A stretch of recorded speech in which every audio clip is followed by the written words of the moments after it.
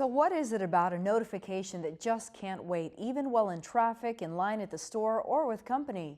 At the U of A Communications Department, Matthew Lapierre studies how smartphones affect our relationships and what happens when we depend on our devices too much.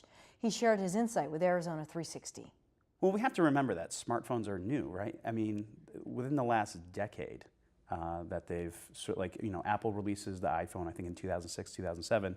And so it's been very quick. In fact, when we look at smartphones in terms of their adoption, there are very few technologies, media technologies, that we've adopted so quickly. Maybe the television would be one. And so what's happened is that we're just trying to catch up with understanding how do we use them, what are the implications for use, what does use typically look like.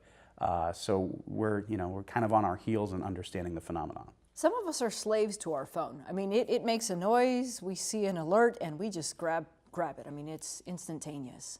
Yeah, well, I mean, there is something about stimulus response, right? So that you see that, like, I've been there where I see my phone and it lights up and what's going on there? Oh, got to pick it up. So there's something natural about that. Is this a generational thing? Because my parents in their 60s, I'm going to say this, I see them doing this. They're on their phones.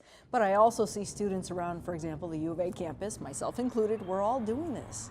Is it a generational thing? It's not, likely only because, of comfort in that technology, right? I mean, when you're talking about a student here at the university who's 21, 22, they've known of smartphones since they've really were aware of technology, but I don't see any real reason to think that over time there's going to be that much of a difference between a younger person and an older person. There are some bonuses though with smartphones. I mean, they are increasing our capacity to communicate with each other. And we find that in our research. So I'm working with a student, Ben Custer, here at the university, and we're looking at how smartphone use affects communication in romantic relationships. The more I use my smartphone, the more I text with my partner, right? The more I might shoot off a, hey, how's it going today, right? So that's good.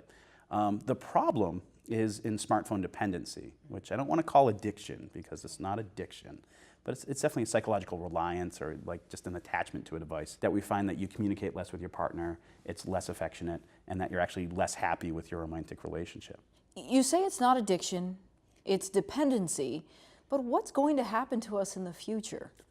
Well, I think like all technologies, we reach a point of homeostasis, right, where things sort of sort themselves out. When we find problematic use, anything that really sort of impacts public life, things will be done. Like we've seen that with distracted driving, right?